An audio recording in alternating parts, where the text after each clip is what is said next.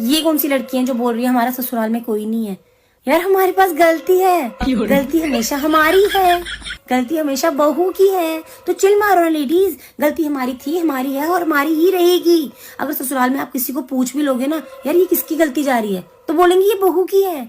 सबको पता रहता है कि गलती ये है, गलती बहू की है। मरते दम तक आपका कोई साथ दे ना दे पर गलती हमेशा आपकी ही रहेगी। लास्ट दम तक गलती हमेशा बहू की ही रहेगी। ऐसे 2 मिनट के बाद किसी के पास जाती है पर देखना घूम फिर के वो फिर वापस आपके पास ही आ जाएगी। इतनी लॉयल होती है बेचारी।